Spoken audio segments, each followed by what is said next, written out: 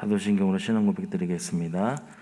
나는 전능하신 아버지 하나님 천지의 창조주를 믿습니다. 나는 그의 유일하신 아들 우리 주 예수 그리스도를 믿습니다. 그는 성령으로 잉태되어 동정녀 마리아에게서 나시고 본디오 빌라도에게 고난을 받아 십자가에 못 박혀 죽으시고 장사된 지 사흘 만에 죽은 자 가운데서 다시 살아나셨으며 하늘에 오르시어 전능하신 아버지 하나님 편에 앉아 계시다가 거기로부터 살아있는 자와 죽은 자를 심판하러 오십니다. 나는 성령을 믿으며 거룩한 건교회와 성도의 교제와 죄를 용서받는 것과 몸의 부활과 영생을 믿습니다. 아멘. 찬송가 446장 찬송하시겠습니다. 찬송가 446장입니다.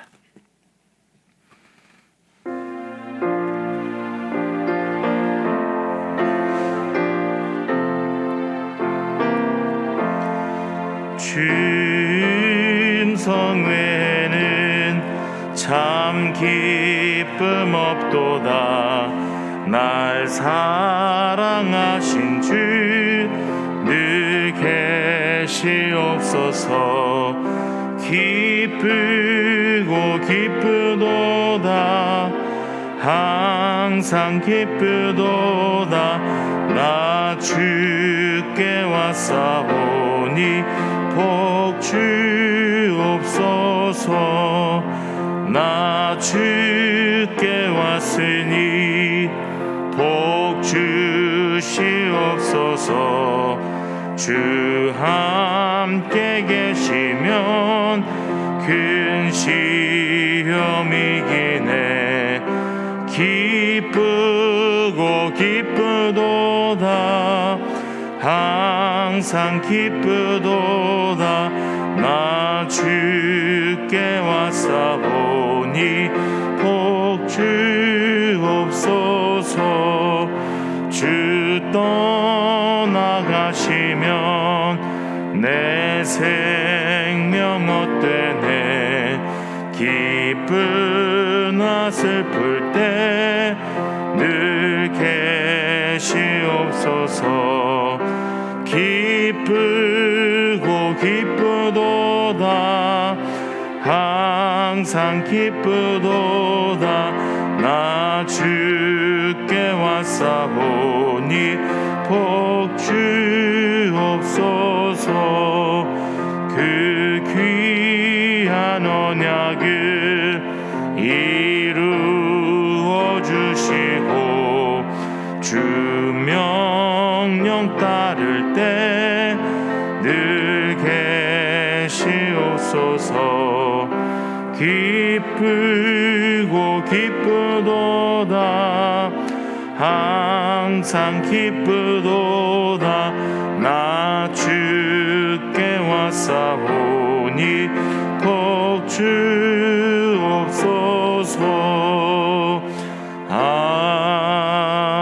아멘. 하나님의 말씀 창세기 42장 1절에서 17절까지의 말씀입니다. 창세기 42장 1절에서 17절까지의 말씀 함께 교도로 보신 후에 마지막을 함께 보도록 하겠습니다. 그때 야곱이 애굽에 곡식이 있음을 보고 아들들에게 이르되 너희는 어찌하여 서로 바라보고만 있느냐. 야곱이 또 이르되 내가 들은즉 저 애굽에 곡식이 있다 하니 너희는 그리로 가서 거기서 우리를 위하여 사오라. 그러면 우리가 살고 죽지 아니하리라 하매. 요셉의 형 10사람이 애굽에서 곡식을 사려고 내려갔으나 야곱이 요셉의 아우 베냐민은 그의 형들과 함께 보내지 아니하였으니 이는 그의 생각에 재난이 그에게 미칠까 두려워함이었더라. 이스라엘의 아들들이 양식 사러 간 자 중에 있으니 가나안 땅에 기근이 있음이라. 때에 요셉이 나라의 총리로서 그 땅 모든 백성에게 곡식을 팔더니 요셉의 형들이 와서 그 앞에서 땅에 엎드려 절하매. 요셉이 보고 형들인 줄을 아나 모르는 체하고 엄한 소리로 그들에게 말하여 이르되 너희가 어디서 왔느냐. 그들이 이르되 곡물을 사려고 가나안에서 왔나이다. 요셉은 그의 형들을 알아보았으나 그들은 요셉을 알아보지 못하더라. 요셉이 그들에게 대하여 꾼 꿈을 생각하고 그들에게 이르되 너희는 정탐꾼들이라 이 나라의 틈을 엿보려고 왔느니라. 그들이 그에게 이르되 내 주여 아니니이다. 당신의 종들은 곡물을 사러 왔나이다. 우리는 다 한 사람의 아들들로서 확실한 자들이니 당신의 종들은 정탐꾼이 아니니이다. 요셉이 그들에게 이르되 아니라 너희가 이 나라의 틈을 엿보러 왔느니라. 그들이 이르되 당신의 종 우리들은 12 형제로서 가나안 땅 한 사람의 아들들이라. 막내 아들은 오늘 아버지와 함께 있고 또 하나는 없어졌나이다.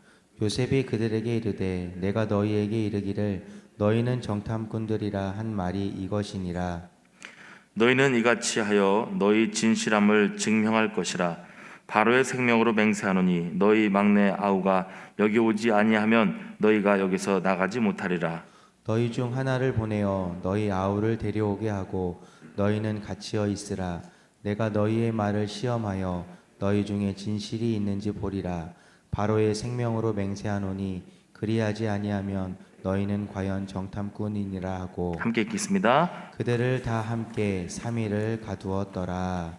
아멘. 기도하겠습니다. 좋으신 아버지 하나님, 은혜를 감사합니다.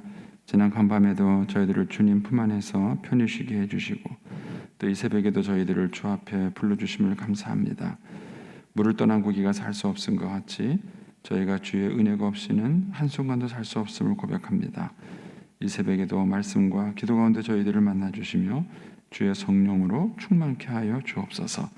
기도의 영을 부어주시고 마땅히 간구할 것들로 기도할 수 있게 하여 주옵소서. 주님께 감사의 예물을 드립니다. 11월도 우리 주님과 함께 해주시고 믿음으로 승리하게 하옵시고 온 가족이 건강케 하여 주옵소서. 주님의 은혜에 감사합니다. 또 1000번째 예물 주님께 드립니다. 하나님 아버지, 믿음으로 또 순종으로 감사함으로 드리는 예물을 주님께서 기뻐 받으시고 약속하신 하늘의 복과 땅의 복으로 충만하게 채워 주옵소서. 주의 은혜로 종의 가정들을 형통케 해주시며 그 자녀들을 축복하여 주옵소서. 예수님의 이름으로 축복하며 기도하옵나이다. 아멘. 이 새벽에도 주의 은혜와 축복이 함께 하시기를 축원합니다. 이제 오늘 말씀에는 이제 요셉의 형들이 이제 요셉을 만나는 이 장면이 나오죠. 근데 이 장면 속에서 이제 하나님이 이제 그 요셉에게 주셨던 그 하나님의 꿈, 그 하나님의 비전이 이제 이루어지는 것들을 이제 여기서 이제 보게 됩니다. 이제 6절 이하의 말씀에 가면 때에 요셉이 나라의 총리로서 그 땅 모든 백성이 곡식을 팔더니 요셉의 형들이 와서 그 앞에 땅에 엎드려 절하매 그랬습니다. 요셉이 꿈을 꾸었던 게 뭐였죠? 하나님께서 요셉에게 꿈을 주었던 것들이 이제 자기의 곡식단은 일어서고 형들의 곡식단은 자기에게 엎드려 절하다이다. 이것 때문에 이제 형들에게 이제 시기를 받게 된 거고 여러 가지 어려움을 겪고 여기까지 오게 된 거죠. 그런데 이제 그 꿈이 여기서 이제 성취가 되는 것입니다. 요셉의 형들이 와서 요셉의 앞에 엎드려서 이제 절을 하는 것이죠. 8절에 가시면 이런 말씀이 있습니다. 요셉은 그의 형들은 알아보았지만 그들은 요셉을 알아보지 못했습니다. 그러니까 이제 요셉이 그들에 대하여 꿈을 생각하고 그랬습니다. 그러니까 이제 요셉은 형들이 와서 엎드려 절할 때에 그때 비로소 뭐예요? 하나님이 나에게 주신 꿈을 이렇게 이루시는구나 하는 것들을 이제 요셉이 여기서 생각을 하게 되는 것입니다. 10절에 가시면 그들이 요셉의 형들이죠. 그들이 그에게 이르되 내 주여 아니니이다. 당신의 종들은 곡물을 사러 왔나이다. 형들은 요셉의 꿈을 이제 인정하고 싶지 않았죠. 그래서 시기하고 질투했습니다. 근데 결국은 어떻게 되느냐 하면은 자기들 스스로 요셉을 주라고 부르는 거예요. 내 주여. 자기들 스스로 자기들 자신을 뭐라고 말합니까? 우리는 당신의 종입니다. 당신의 종입니다. 그전에는 이제 그거를 인정하지 않으려고 했죠. 그럼 우리가 너희의 종이 된다는 거냐? 막 이러면서 이제 요셉을 시기하고 그랬었는데 결국은 자기들 입으로 스스로 요셉을 주라고 부르고 자기들은 종이라고 이제 부르는 이런 사건이 이제 벌어지게 됩니다. 여기서 이제 우리가 이제 여러 가지 많은 것들을 여기서 이제 묵상을 좀 해볼 수 있습니다. 먼저는 이제 하나님이 우리에게 주신 꿈은 반드시 뭐예요? 성취된다는 거예요. 반드시 성취되는 것입니다. 하나님이 여러분에게 주신 그런 이제 약속이 있으세요. 약속이나 꿈, 비전 그런 것들이 있다면 하나님은 약속을 신실하게 지키시는 분이시다 하는 거예요. 자, 그런데 이거를 조금 더 이제 묵상을 해보시면 이때 요셉의 나이가 몇 살이죠? 이때 요셉의 나이가 39이에요. 그러니까는 30살에 애굽의 총리가 됐죠. 총리가 되고 7년 동안 풍년이 왔어요. 그리고 이제 2년 동안 흉년이 지속이 된 것입니다. 그래서 이제 가나안 땅까지 다 이제 기근이 와서 먹을 양식이 없게 되니까 그들이 여기에 이제 곡식을 구하러 오게 된 것이죠. 그런데 요셉이 꿈을 꾼 때는 언제죠? 17살이에요. 물론 17살 이전에 꿈을 꿨을 거예요. 17살에 꿈을 꾸다가 이제 형들한테 미움을 받아가지고 팔려갔으니까 어쨌든 17살이라고 생각하면은 지금 세월이 얼마나 흘렀어요? 20년이 흘른 거예요. 20년. 그러니까 하나님이 요셉에게 약속의 말씀을 주시고 그 약속의 말씀을 성취되는 데는 20년이 걸린 거예요. 20년. 이게 하나님과 우리와의 다른 점이에요. 우리가 예수님의 재림을 생각할 때에도 예수님 당시의 사람들은 예수님의 재림이 당장 오는 줄 알았어요. 당장. 그러다가 주님의 재림이 안 오니까 그러면 약속이 안 하나? 주님의 재림을 안 하시나? 이런 이제 혼돈이 초대교회에 있었던 것입니다. 그래서 이제 주어진 말씀이 이제 베드로가 그런 얘기를 한 거예요. 하나님은 하루가 1000년 같고 1000년이 하루 같다. 이런 얘기를 하신 겁니다. 하루가 1000년 같고 1000년이 하루 같다. 그러니까는 하나님의 시간과 우리가 생각하는 시간의 개념이 달라요. 그러니까 우리가 신앙생활하면서 쉽게 낙심하거나 좌절하는 것은 하나님이 나에게 어떤 약속의 말씀을 주셨는데 내 딴에는 한 1, 2년 기다려보고는 많이 기다렸다고 생각하는 거예요. 한 1, 2년 해보고는 나는 이렇게 왜 하나님 나에게 응답을 안 해주시는가? 왜 하나님 역사를 안 해주시는가? 우리 이렇게 생각을 하는 거예요. 그런데 하나님의 역사는 20년이 걸려요. 하나님이 아브라함에게도 아들을 주겠다고 약속했죠. 75세에 그 약속을 받았어요. 그런데 아브라함이 약속을 얻었을 때는 100세였어요. 25년이 걸린 거예요. 25년. 다윗만 하더라도 그렇죠. 다윗도 어린 시절에 사무엘이 와서 기름 부어서 안수했어요. 그때가 몇 살인지 정확하지는 않아요. 어쨌든 보통 우리가 그때가 15, 16살일 거다 이렇게 추정을 하죠. 골리앗과 싸웠을 때니까. 그 어린 나이 이전에 다윗을 기름 부었어요.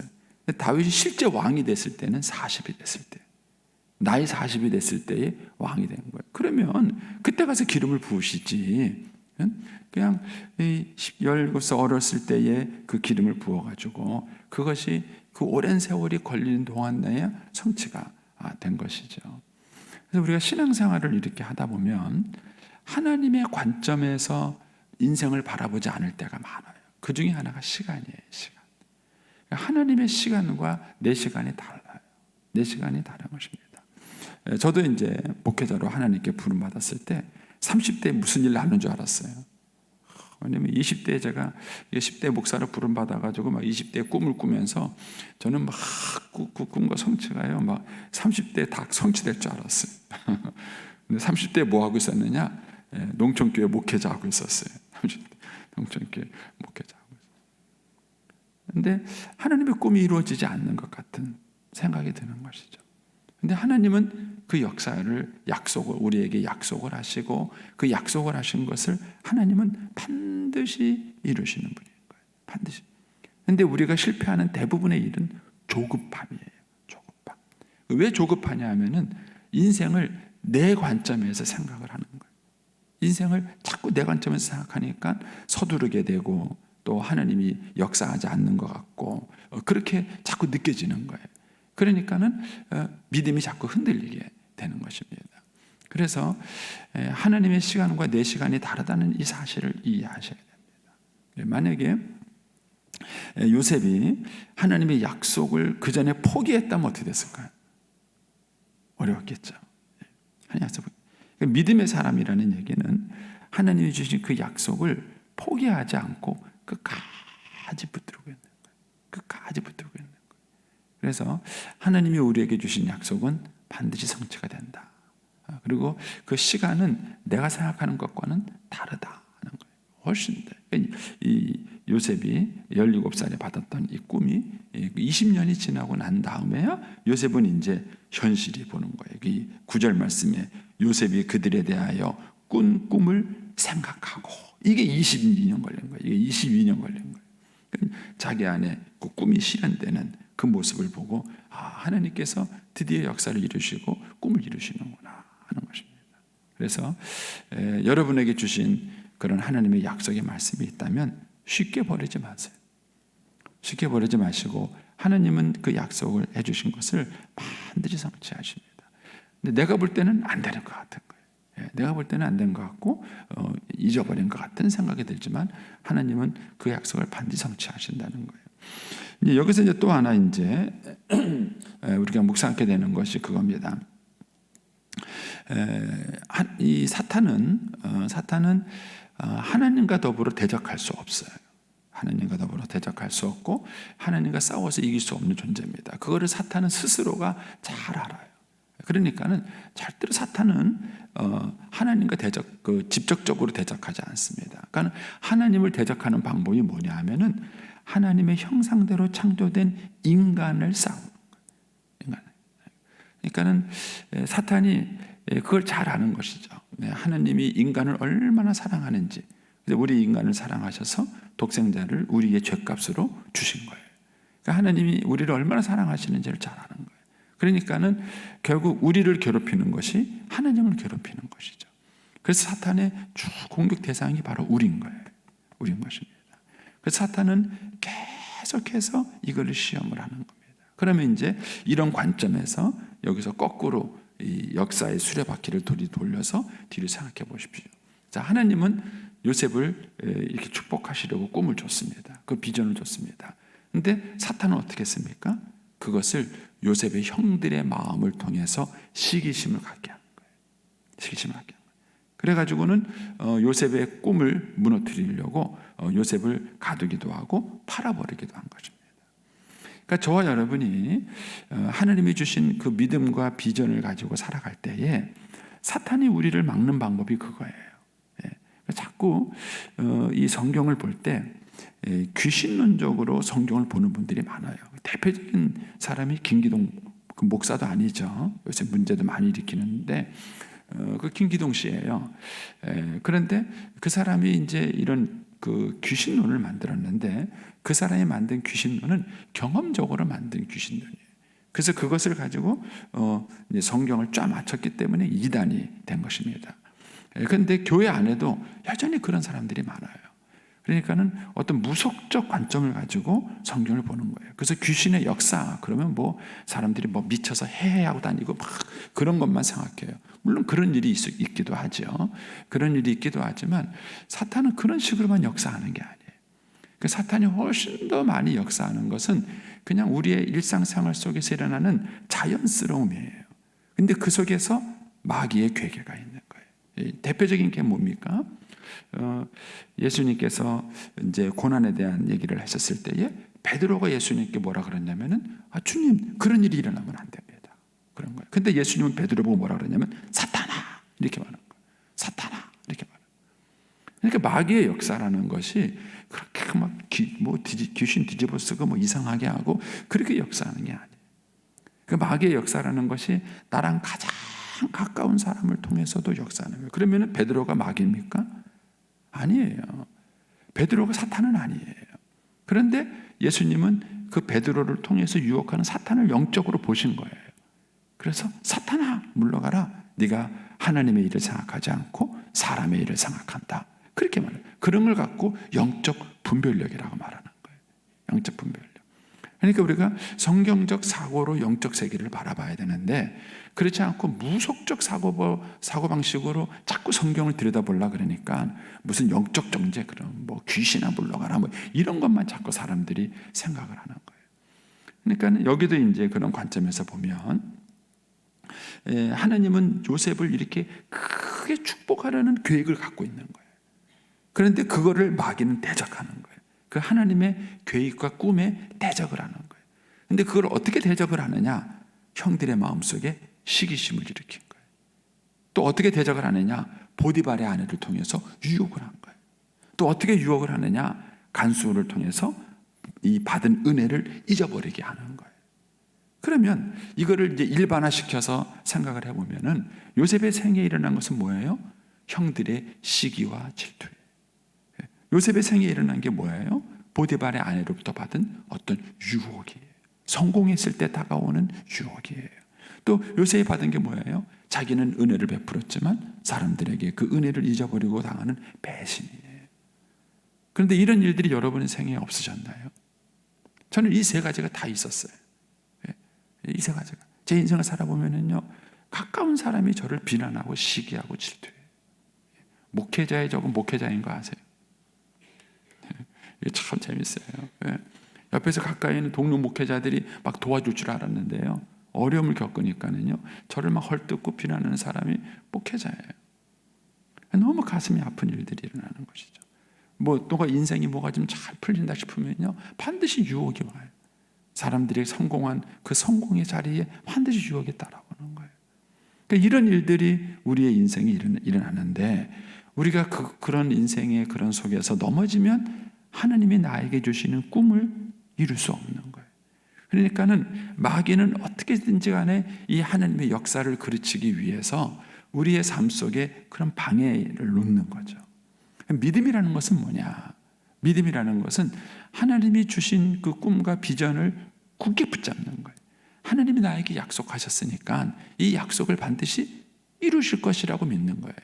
그리고 그 믿음을 가지고 상황을 보고 해석을 하는 거예요. 그래서 믿음의 사람은 사람하고 싸우질 않아요. 사람하고 싸우지 않습니다. 그러니까 믿음의 사람의 싸움의 진짜의 적은 영적인 거라는 걸 아는 거예요. 그러니까 여러분의 배우자는 여러분의 적이 아니에요. 여러분의 주변에서 여러분을 힘들게 하는 사람들은 그 사람들이 여러분의 적이 아니에요. 실제의 적은 뭐냐?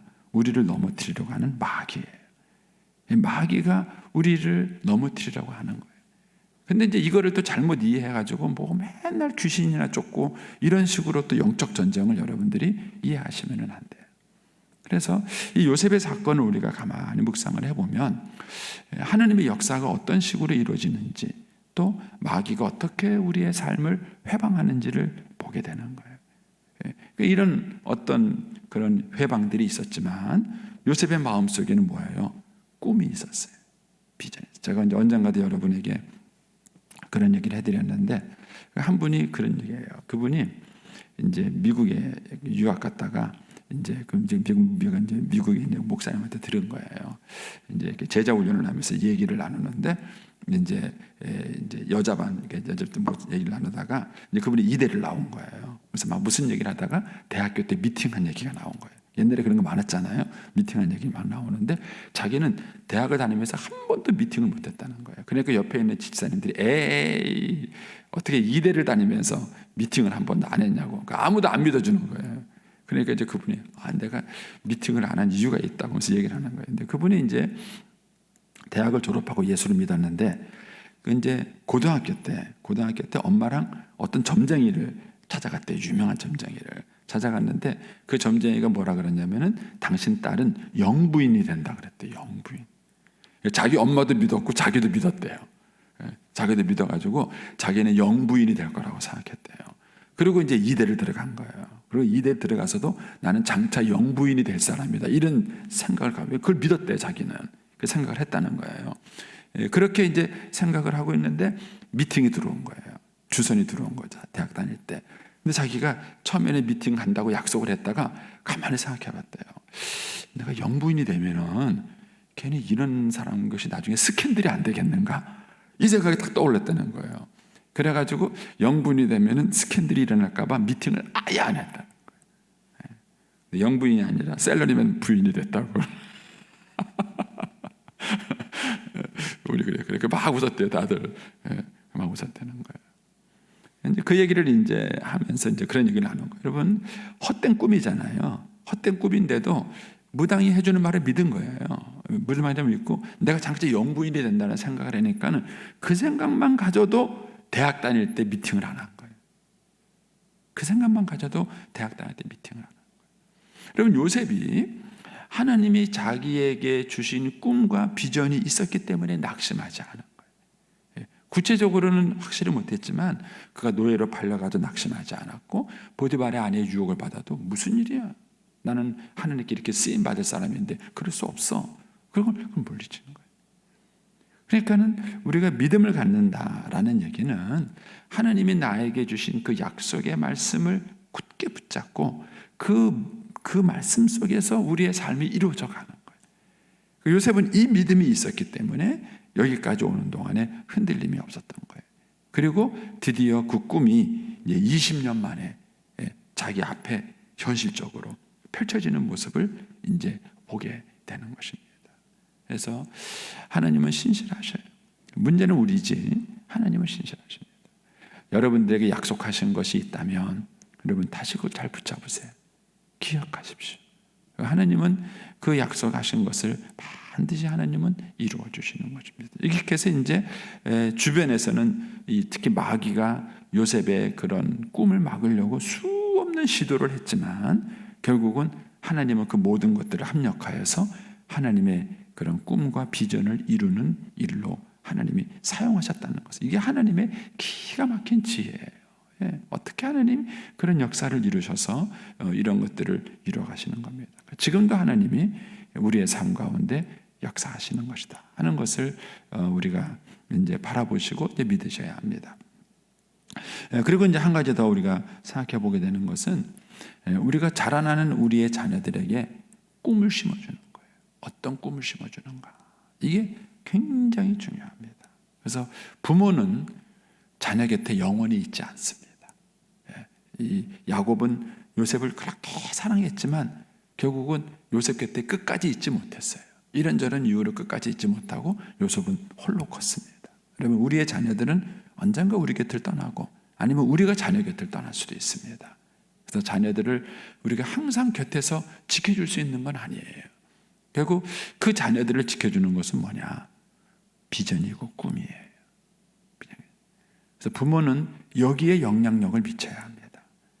내 자녀가 내가 없어도 어떤 꿈을 가지고 어떤 비전을 가지고 내 자녀가 살아갈 것인가. 그거예요. 그거를 부모가 자녀에게 영향력을 미쳐야 합니다.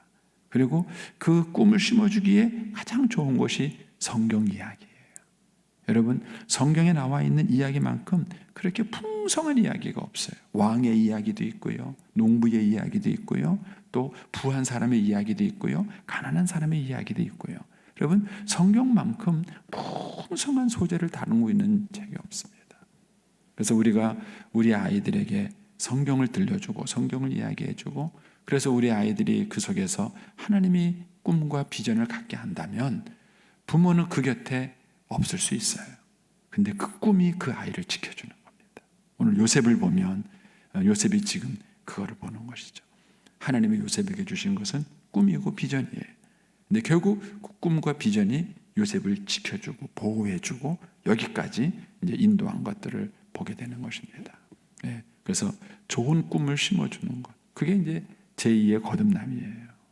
우리 애들한테 그저 서울대학이나 가고 그저 그냥 좋은 직장 취직해서 자기 배나 부르는 그 정도의 그런 유치한 꿈을 꾸는 것이 아니라 하나님의 나라를 위해서 또 다른 사람들을 위해서 자신을 나누고 섬길 수 있는 그런 꿈과 비전을 우리 아이들에게 심어준다면 그것이 우리 아이들을 지켜줄 것입니다. 저와 여러분이 오늘 하루도 이 요셉의 하나님이 우리의 하나님이십니다. 이 하나님과 더불어 동행하는 한 날이 되시기를 축복합니다. 기도하겠습니다.